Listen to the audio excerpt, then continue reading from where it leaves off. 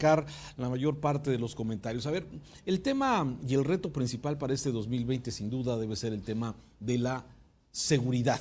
Sí, 2019 finalmente fue lo que se esperaba, un año sumamente violento, faltan los datos oficiales del mes de diciembre, pero todo parece indicar que ha sido uno de los años más complicados desde que se lleva registro de personas en este tema. Presidente, llegaron los plazos el año pasado, plazos de los 100 días, los 3 meses, los 6 meses, el año, pide otro año, y bueno, me parece que sigue siendo uno de los retos principales. ¿Cómo lo ven? No vas a tener que pedir otro año. Nada más. Sí, digo, porque, a ver, difícilmente va a cambiar algo en materia de seguridad, porque no hay ningún cambio estructural, ¿no? Es decir, lo que están esperando es que los cárteles, tanto en Jalisco como a nivel nacional, pues se dejen de confrontar y con ello baje la criminalidad, que es lo que ha pasado en algunos estados. Los estados como Sinaloa, que tiene poca criminalidad o poca letalidad, lo que tiene es un control absoluto de un solo grupo criminal, ¿no? Entonces, no me parece que haya una estrategia, no veo por dónde estén, digamos, generando un cambio en ese sentido.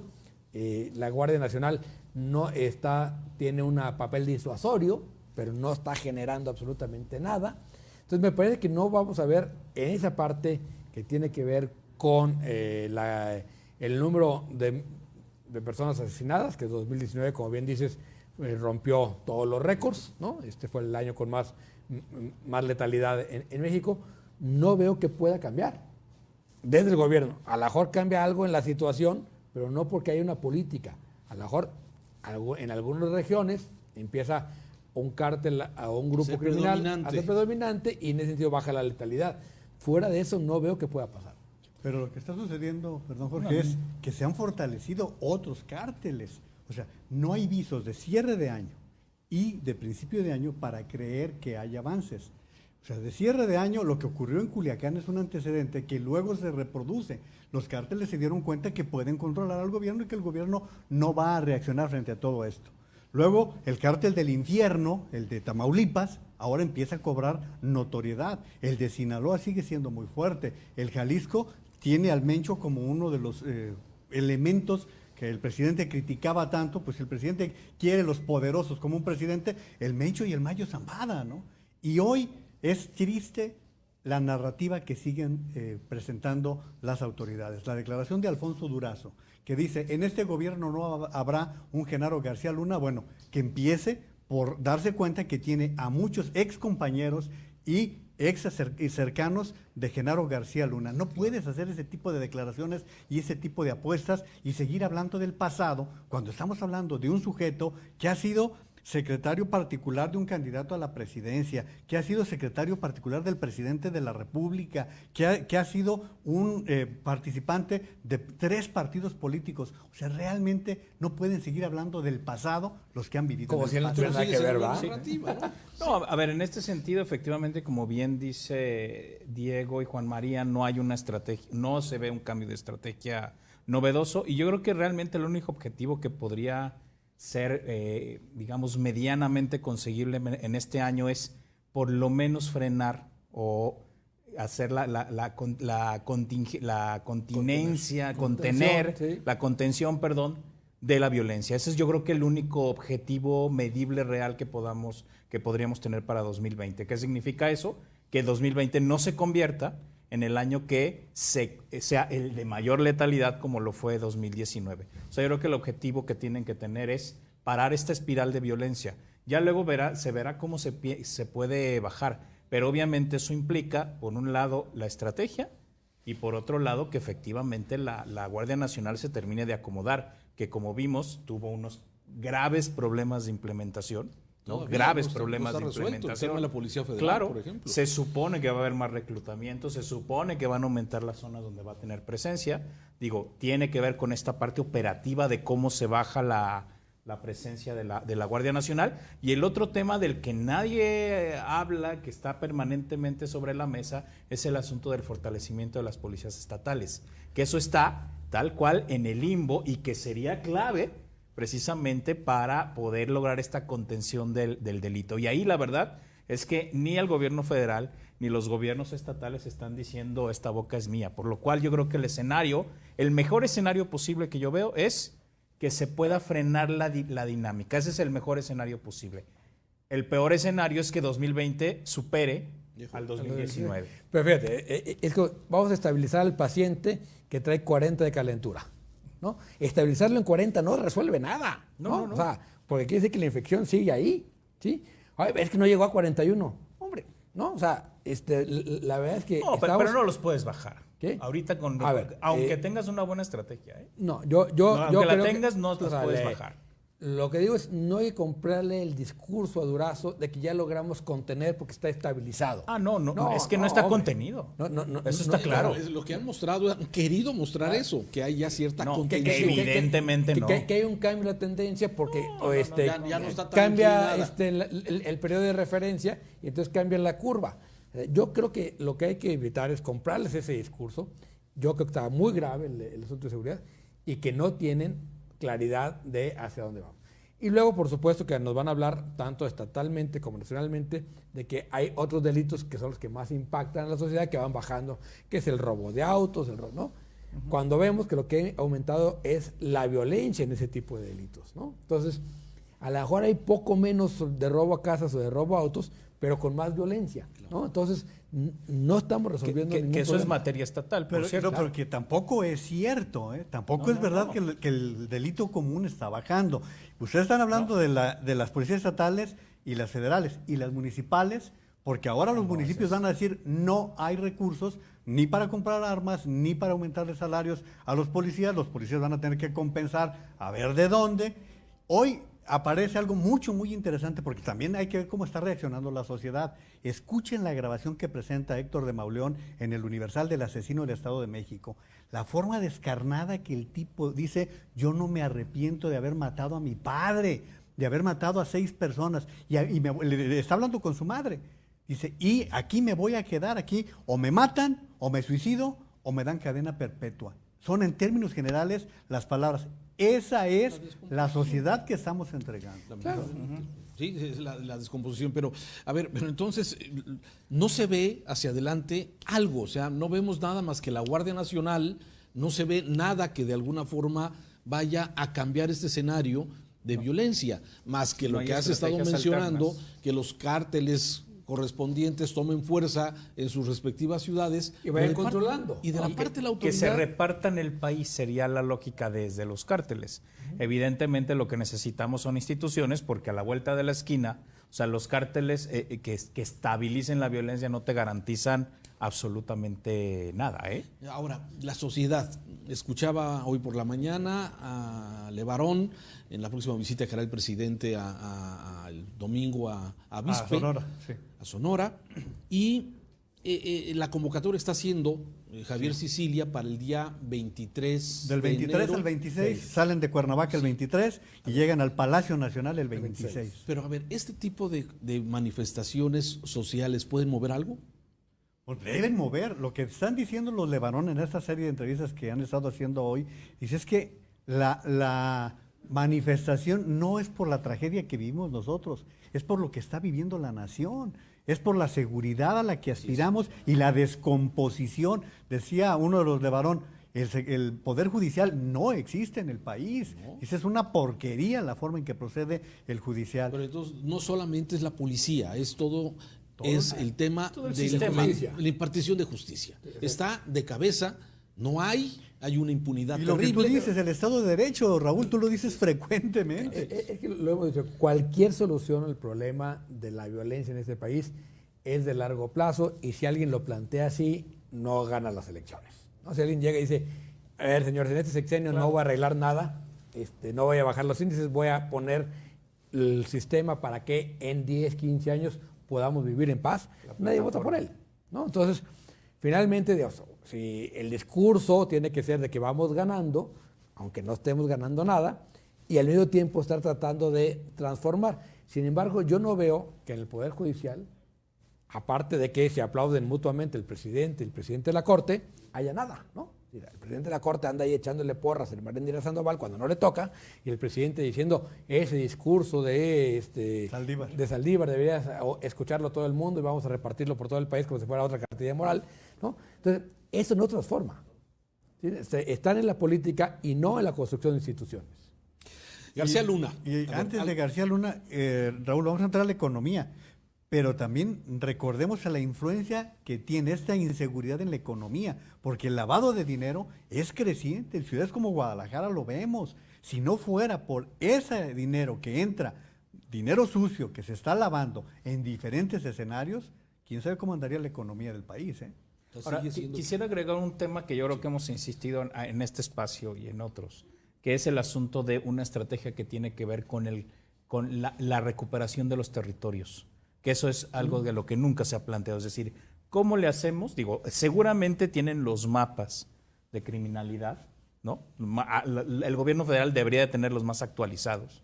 Y entonces, es decir, ir recuperando poco a poco territorios. Eso yo creo que es islas de legalidad, le llaman ahora, ¿no? Islas de legalidad o lugares de paz, lo que como se quiera nombrar, pero que en realidad lo que tiene que ver es cómo recuperas un territorio donde la institucionalidad vuelve a ser, digamos, el eje rector de la vida social. Esa es la parte clave. Y por supuesto que se podría empezar con zonas del norte, zonas del occidente del país, zonas del centro, zonas del sureste, e ir recuperando poco a poco el territorio. Y para la recuperación, ojo, no puede ser solo el gobierno federal, tiene que ser un concurso entre los 3 niveles de gobierno, porque si no, eso no va a suceder. El territorio es municipal. Claro. Ahora, mientras el presidente esté todo el tiempo metido en esta lógica de confrontación político-electoral con gobernadores y con presidentes municipales, esta estrategia de avanzar en recuperación de los territorios va a ser muy difícil. Ya es lo que pasó con los famosos números, ¿no? Que ya las fiscalías, que son autónomas, dicen, no le vamos a reportar al gobierno federal, solo le vamos a reportar al INEGI, y va a haber 2 sistemas de medición.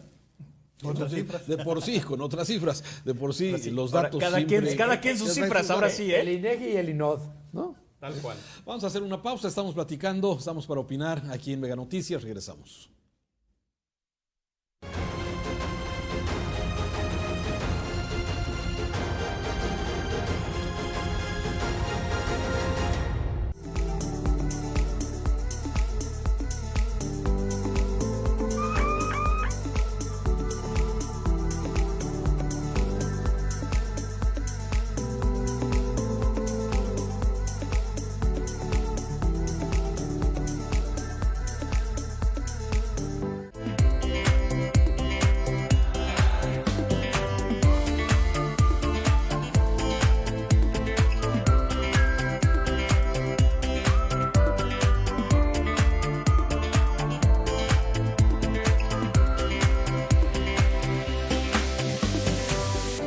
Las noticias de tu interés en todo momento.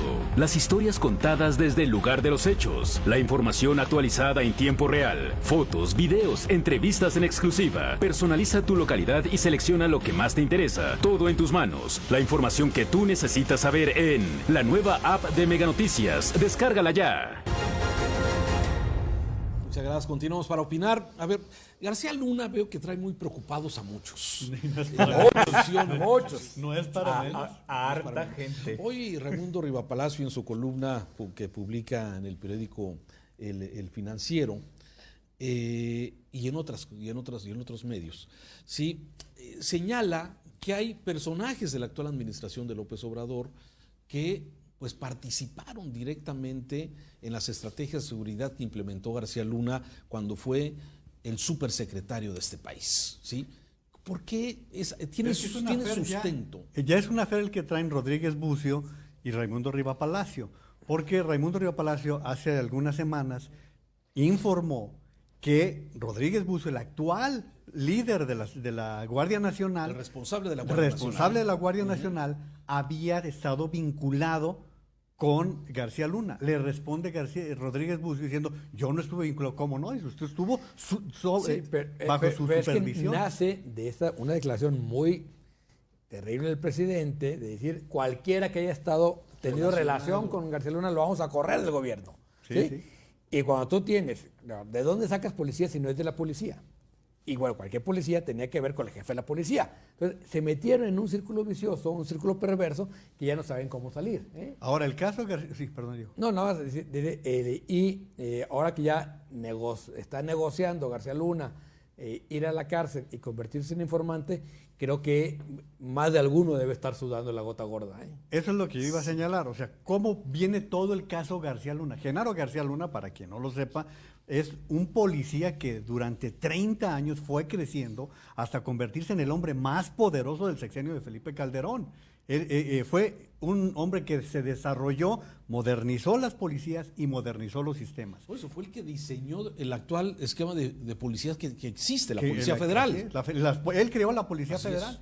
Ahora bien, el rey Zambada lo menciona de haberle dado dinero en 2 ocasiones. En el juicio del Chapo En el Guzmán. juicio del Chapo Guzmán. Y ahora se le están fincando responsabilidades por 3 delitos vinculados con la distribución y el tráfico de drogas, más falsear datos. Él se presenta en Dallas, en donde es detenido, y en ese momento dice, me declaro no culpable. Al declararse no culpable, entonces pasa a un circuito de Brooklyn, en Nueva York, en donde el día de ayer anuncia que está dispuesto a negociar, que está dispuesto a declararse corresponsable, por así decirlo, de haber colaborado con el narcotráfico. El próximo día 21 será el siguiente paso de esta novela, que tendrá 70 días. La defensa está pidiendo que esté llevando el caso en libertad bajo fianza. Los fiscales dicen que no, que tiene tanto dinero y tanto poder que es un riesgo de fuga. Él está en este momento en un centro de detención de Brooklyn, que es para detenidos de toda clase, acusados de todo tipo de delitos. ¿Y qué es lo que, ahora sí, qué es lo que está pasando?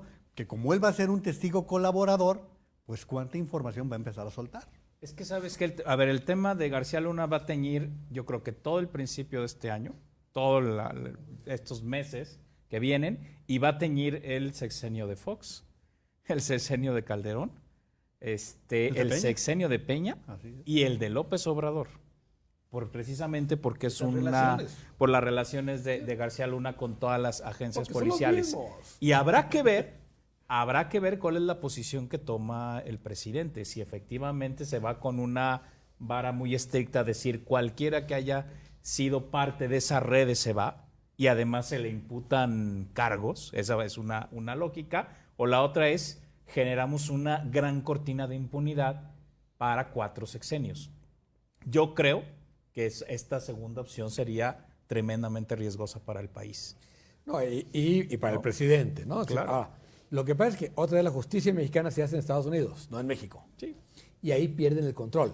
Es decir, pueden negociar los 4 presidentes y, oye, pacto de omertá, pero allá se rompe. Entonces, lo que está buscando Estados Unidos justamente con la negociación con García Luna es decir, vente de testigo, que además, hombre, si alguien conocía a García Luna, era el FBI y la DEA. Es decir, tenían una relación muy, muy cercana con ellos, ¿no? Sí, están involucrados de alguna forma. Entonces, yo creo que lo que se va a acabar pactando es que se digan ciertas cosas, va a ser ciertas cosas, lo que convenga a cada uno, ¿no? Y se va a negociar, pero no hay manera de que el presidente corra a todos los que tuvieron que ver con García Luna, porque tiene que empezar por Rodríguez Bucio, después de lo que se ha dicho, ni de que se vaya a quedar, digamos, esto en la impunidad absoluta, ¿no? Si alguien más va a salir manchado en el juicio, sin duda. Alguienes, yo creo que muchos más alguienes, ¿eh? Yo creo que sí va a embarrar, por lo menos estamos hablando de la política de seguridad de los últimos,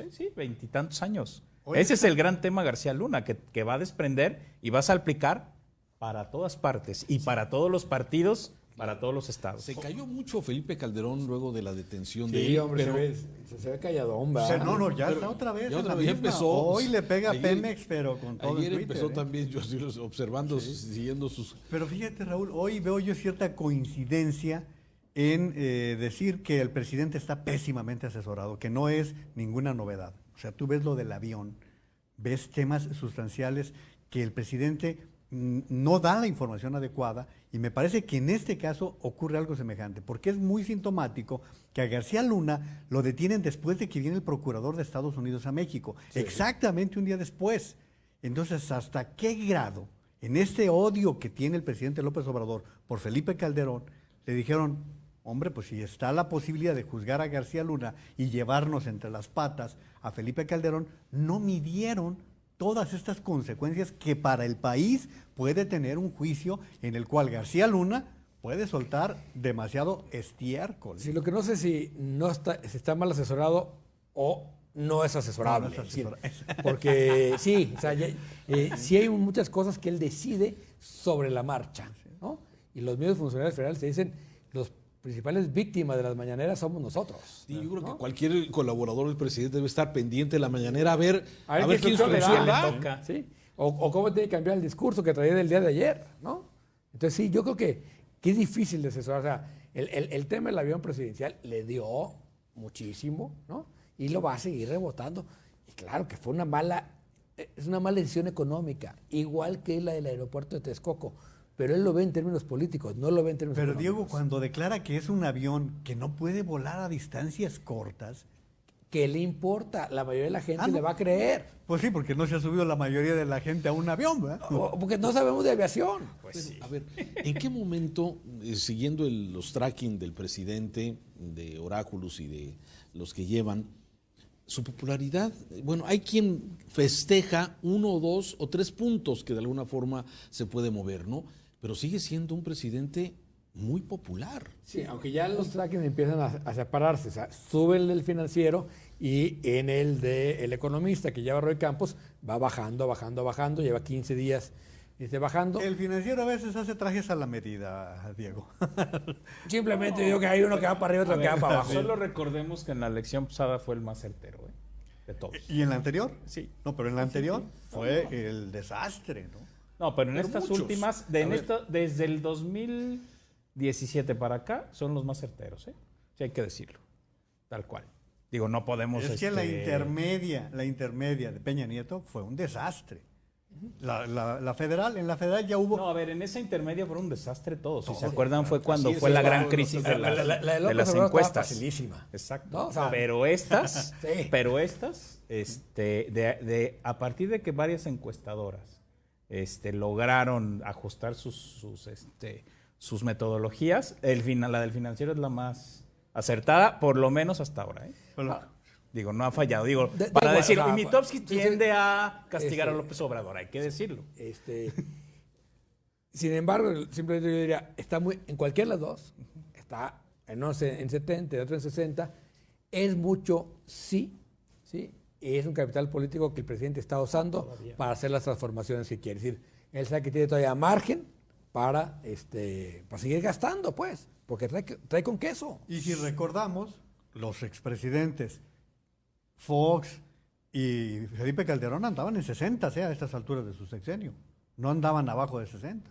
No, el primer año. No, Sí, ya. el primer año. El primer año El fue primer cuando año, sí. y de ahí en adelante empieza la El caída. año empezaron a Sí. bajar. Ya, el único que estaba abajo de 60 el primer Peña año Nieto. era Peña Nieto, que ya empezó. Traía 55. Ahora, también es cierto que cada vez el ciudadano es mucho más rudo para calificar. O sea, si vemos a estas alturas, creo que Salinas traía 80, ¿no? Bueno, Bartlett, ¿ayuda a quién? Porque el tema ¿A su familia? que fue en diciembre, pues sí, muy fortalecidos. El tema Bartlett sigue siendo hoy motivo de columnas todavía, el análisis, porque se da la respuesta de la Secretaría de la Función Pública, la exoneración, se dio ya pegadito a las vacaciones, ¿sí? Entonces, como que se perdió el tema Bartlett y está retomando de alguna forma el tema. Hay quien lo ve como el punto de quiebre de la promesa de corrupción, de combate a la corrupción del gobierno de López Obrador. ¿Cómo lo ven? A ver, efectivamente, yo creo que la forma de tratarlo de la Secretaría de Función Pública fue no malo, fue fatal. Porque lo que hace es decir, técnicamente no me toca y lo que yo reviso, que es este sexenio, no hay nada, ¿no? Cuando ese no era el cuestionamiento, ¿no? O sea, el cuestionamiento era qué está pasando. Sí, ¿cómo se hizo de un patrimonio de 800 patrimonio millones de pesos o de 50 como millones funcionario incluso? público y qué representa en términos de corrupción, ¿no? Y luego, la operación posterior es todavía más ridícula. Es decir, el que todos los funcionarios del gobierno tengan que salir a defender a Irma Heréndira Sandoval, que el Meréndez recomiende como el artículo más brillante que se ha escrito sobre el tema, el de su marido, ¿no? Que salga Saldívar a apoyar a una secretaria. Me parece que esa operación lo que deja ver claro es que se tuvo que tragar un sapo, ¿sí? Por orden del presidente, y que luego dijeron, pero te vamos a apapachar. Y entonces la credibilidad sí quedó muy mermada. Sin embargo, lo que es cierto es que el presidente a estas alturas sigue teniendo, insisto, ese margen para jugar en las mañaneras y hacer política y bendecir a alguien que está, digamos, que en cualquier otra situación estaría podrido, ¿no? Y el propio presidente sale a decir, a mí sáquenme los trapos sucios. Y le respondieron, pues nada más lea sus libros. Usted en el 95 publica un libro en el cual dice que Bartlett tiene terrenos de manera ilegítima. Usted lo publicó, ni siquiera hay necesidad de que le aventemos trapos sucios. Sí, que se utilizaron recursos públicos para hacer fraccionamientos de terrenos que tenía Bartlett. Sí, es lo que denuncia su propio libro. Lo que algunos empiezan a decir es que si el presidente a uno de los personajes con el que más se identifica lo acusa de corrupción, pues entonces se está golpeando su propia bandera, que fue la que lo llevó a la presidencia. Bueno, vamos a hacer una pausa, estamos para opinar, regresamos con temas locales. Gracias a que nos ven en TVC.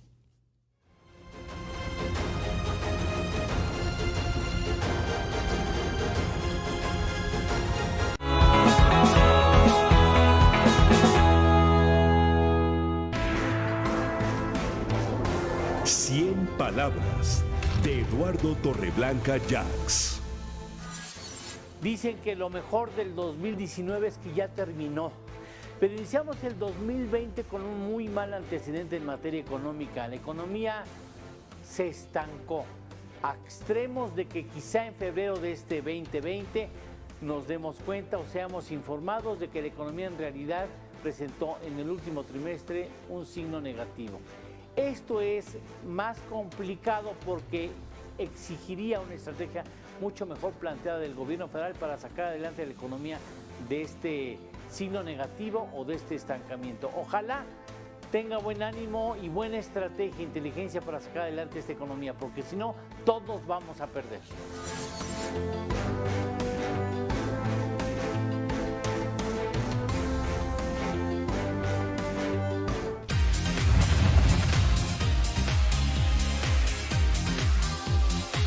Hola TV, en Megacable.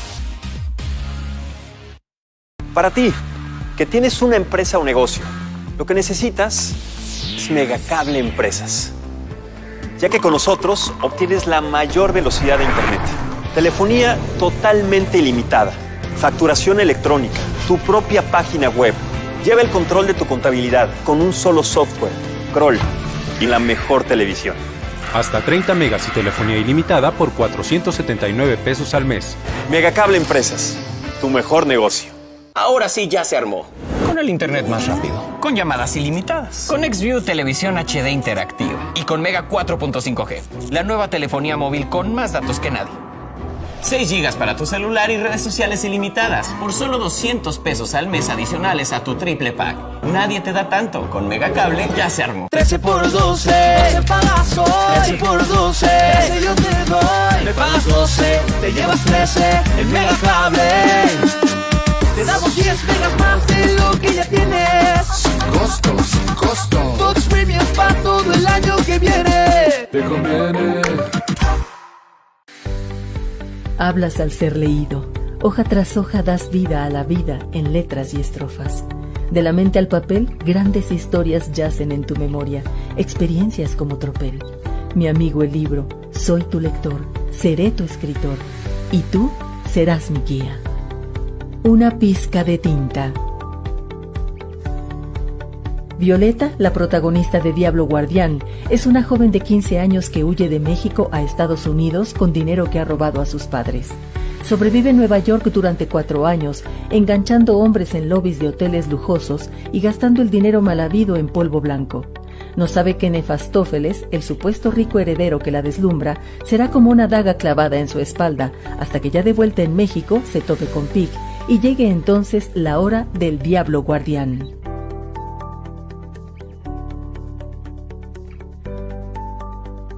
Javier Velasco es un escritor mexicano, considerado uno de los exponentes más interesantes de la narrativa mexicana. Creció en la Ciudad de México al lado de pacientes y sucesivos afganos. A los 9 años descubrió el juego de escribir y hasta hoy sigue creyendo que la vida de un narrador vale solo para ponerla en juego. Obtuvo el 6º Premio Alfaguara en 2003 por su novela Diablo Guardián.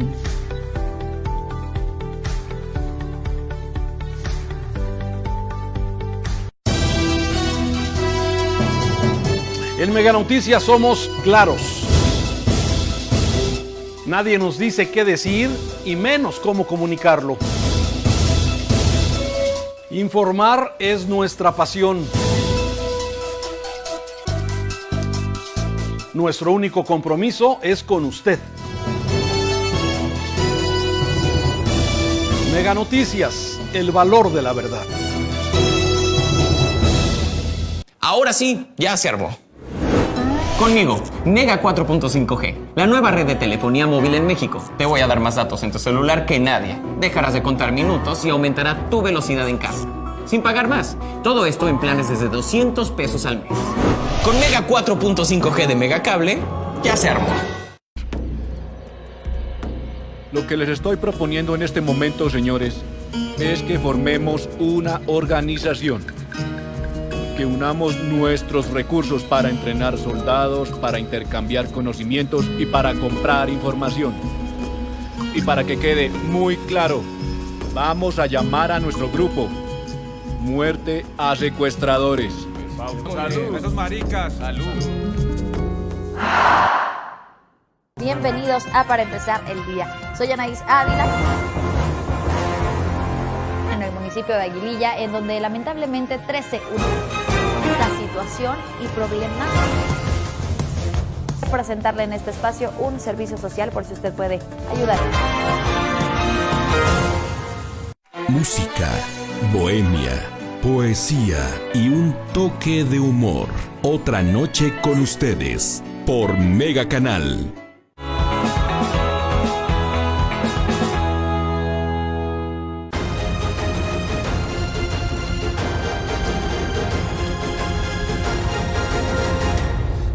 Para opinar un par de temas importantes. A ver, ayer se da a conocer este reporte dramático de los desaparecidos a nivel nacional, lo da a conocer el gobierno federal, en donde Jalisco tiene el mayor número de desaparecidos en este sexenio, por llamarlo de alguna forma, 2.100 en este desaparecidos. Año, 2019. 2019, perdón, el año para 2019. Sí, 2019.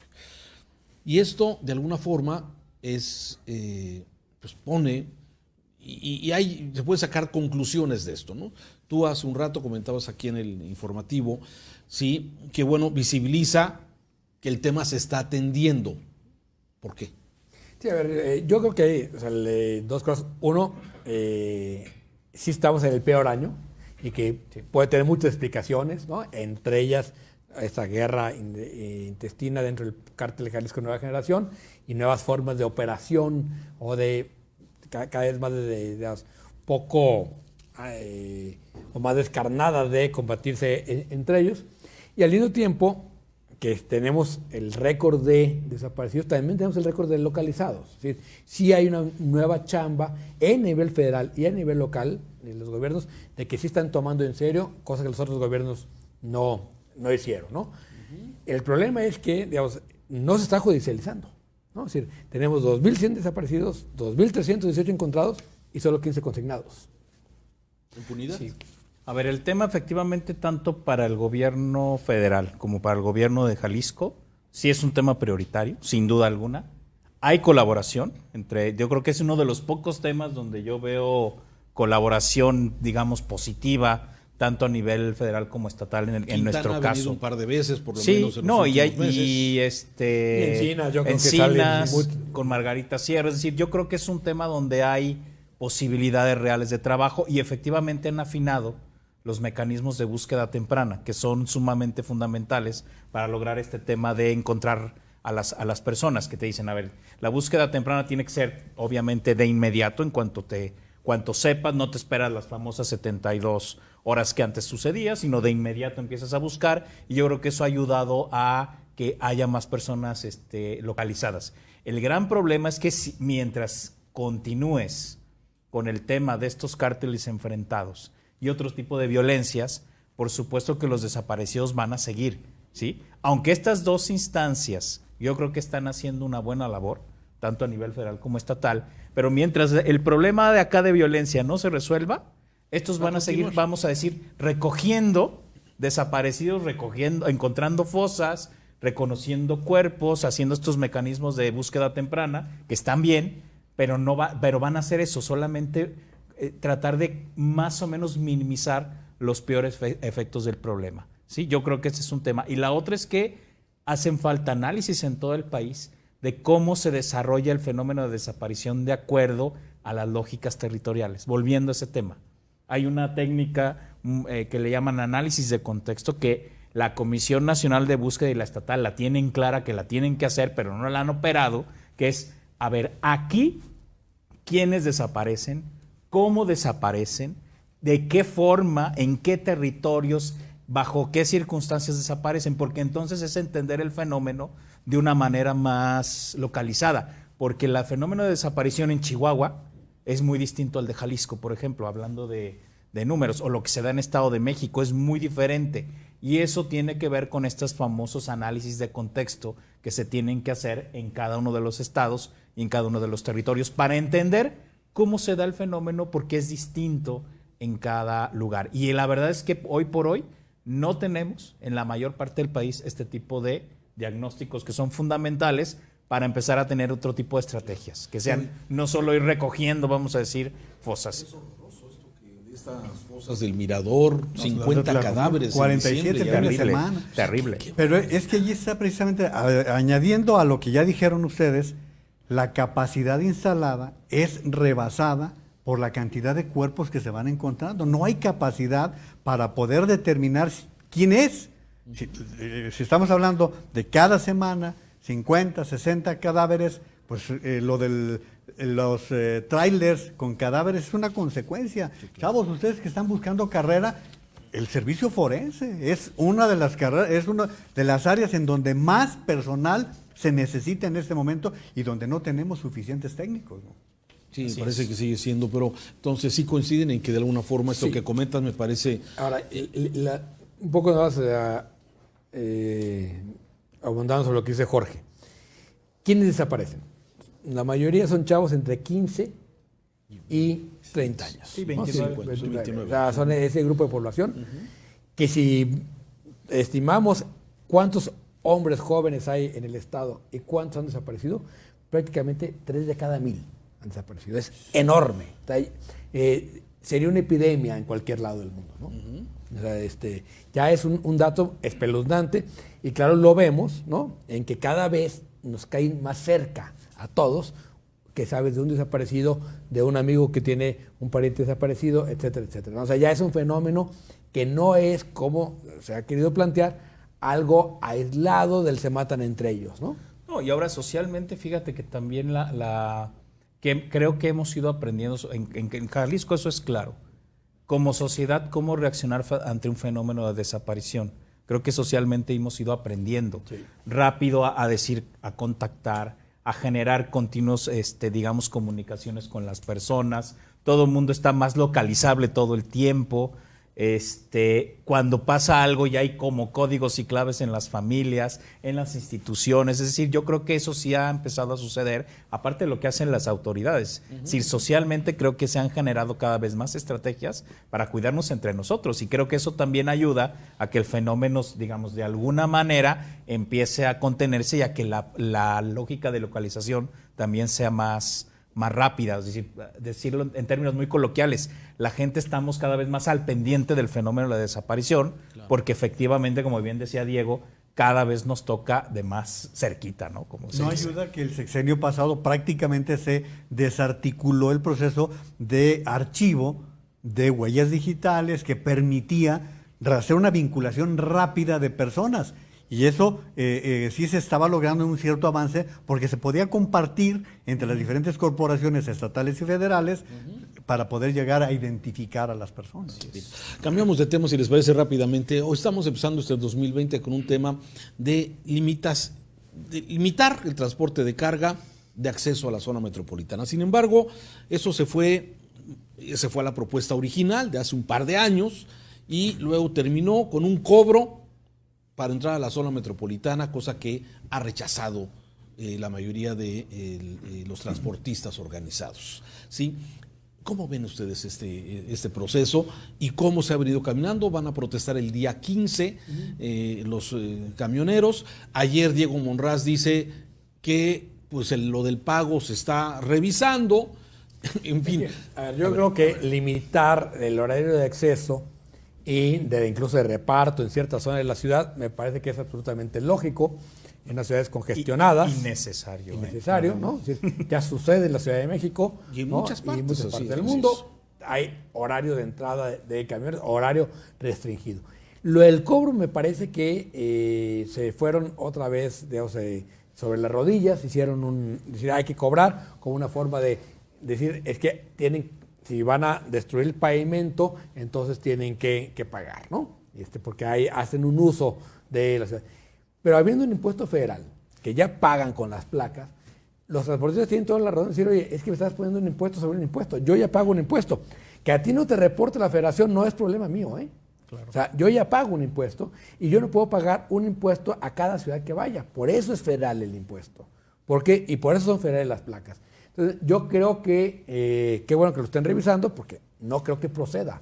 Creo que lo perderían en una revisión constitucional. Yo también estoy completamente de acuerdo que este cobro es incluso innecesario, porque efectivamente o sea, es un impuesto más en términos reales, que esto no tiene sentido, pero yo creo que lo que tendremos que llegar más allá de esto es a que es necesario, ahora sí, el famoso puerto seco, del que se ha hablado desde hace varios años, donde lleguen todos estos vehículos de carga muy pesada y que ya ni siquiera tengan que entrar a la zona metropolitana y entonces y que lo que el mercado de abastos, claro, y hacer centros de distribución. Todo eso yo creo que son las medidas de largo plazo que tendremos que hacer para que entonces entren vehículos de mucho menos carga y que los minoristas puedan ir, por ejemplo, a Acatlán, quitas ahí ni siquiera tienes que pagar caseta, vas y vienes y ya los trailers no tienen que entrar. Se movió la caseta porque iba a estar el puerto seco. Claro. ¿No? Sí, tal Pero cual. aquí tenemos dos fenómenos que es consecuencia de lo que estamos viviendo ahora. Uno, que en el tema de transporte hay una bola de intereses impresionantes. Sí. ¿Cuánto tiempo tenemos discutiendo lo de los camiones de doble remolque? Que son un peligro, son una amenaza Totalmente para la sociedad. Sí. Y los intereses son los que el sexenio pasado fue vergonzoso lo que hizo Comunicaciones y Transportes en la materia. Segundo, la parte de la incapacidad que han tenido los gobiernos. ¿Cuánto se tardó en construir el macrolibramiento? Creo que 18 años, ¿no? O 22 años. No. Fueron muchísimos años. No sirve, que es lo peor. Pero se suponía, Jorge, no se usa. La idea era que a lo largo del macrolibramiento se fueran instalando o el puerto seco o instalaciones que evitaran el ingreso de los camiones de carga a la ciudad. Y también en consecuencia estamos con la falta de vías alternas. O sea, ¿cuánto tiempo vamos a tener que pasar para que haya una vía al aeropuerto, por ejemplo? Sí, es que, mira, a ver, al sur de Jalisco y a Manzanillo hay una sola carretera que te lleva a Manzanillo, Colima, al sur de Jalisco. Una sola. Y es el puerto más importante. Claro. Una de cuota y una libre. Sí. ¿No? Y la libre es un desastre. Sí, o sea, ¿no? Úsala. Sí. La libre es disuasoria, para que no la uses, ¿no? Exacto. Pero yo sé que el macrolibramiento se pensó para que los camiones que no tenían que entrar a Guadalajara pasen por ahí. Hay que revisar la cuestión de pagos, etcétera, pero yo creo que la forma en que los van a ir convenciendo es metiéndoles multas, ¿no? Es decir, el que no se vaya por el macrolibramiento lo van a ir multando y los van a ir convenciendo. Pero sí se requiere repensar la forma, sobre todo, a ver, si realmente el aeropuerto queremos traernos más carga, claro, ¿no? Queremos ser un hub de carga, ¿no? Es importante, tenemos que pensar la logística. Guadalajara es una ciudad que está llamada a ser un centro logístico del país, ¿no? Sin duda, por la cercanía con Manzanillo, por que ha sido la vocación histórica de Guadalajara. Todo el noroeste del país te lo conecta. Te lo conecta. Entonces, necesitas pensar cómo vas a darle económicamente salida a eso y cuál va a ser, digamos, tu inversión del Estado para que eso funcione, ¿no? Entonces, yo creo que tarde o temprano habrá que sacar el mercado de abastos, habrá que sacar ciertos tipos de empresas y que los camiones no tengan que entrar a Guadalajara. ¿Sí? Tal cual. Ese yo creo que es una solución de largo plazo, pero nadie se quiere aventar ese trompo a la uña, como se dice coloquialmente. El periférico va a acabar siendo como ahora en López Mateos. Es un viaducto, ya es un viaducto, de hecho. Sí. Pero además nos estamos quedando cortos, ¿eh? Guadalajara y Jalisco es el paso a los dos puertos más importantes en materia industrial del país, Lázaro Cárdenas y Manzanillo. Y luego la conexión para el flujo comercial hacia Guanajuato y San Luis Potosí. Y espérate, el centro turístico con mayor expansión, que es Puerto Vallarta, lo mismo. Pero, por ejemplo, ahí en este tramo plan de Barrancas, cuando vienen los trailers de doble remolque ahí, que no pueden parar. Por supuesto. Peligrosísimo. Y Raúl, antes de que nos vayamos al aeropuerto. El aeropuerto. Un mes tomado el estacionamiento por los ejidatarios del Zapote, luego que el presidente los alentara a decirles, pues quédense hasta que se resuelva, un tema que lleva años y que, bueno... Lo que pasa es que también ahí lo que yo veo que sucede es que ya perdieron cuando el aeropuerto compra terrenos en otro lado. ¿Sí? El aeropuerto compró el GAP, compró terrenos para expandirse hacia otro ejido. Y entonces, ¿quién les va? El GAP ya no les va a tener que comprar terrenos, que ese era el gancho por lo cual ellos estaban ahí atrapados. Y ahora lo que quiere el aeropuerto es que resuelvan el asunto de si alguien les debe, es el gobierno, no el GAP. O sea, el GAP estaba dispuesto a meterle lana para solucionar el problema porque le interesaba comprarles terrenos. Una vez que ya no les interesa comprar terrenos, pues pueden estar preocupados mover el estacionamiento y dejárselos ahí. Pero el costo está siendo sumamente alto, ¿eh? O sea, es un mes. O sea, nos aventamos la FIL con ese aeropuerto.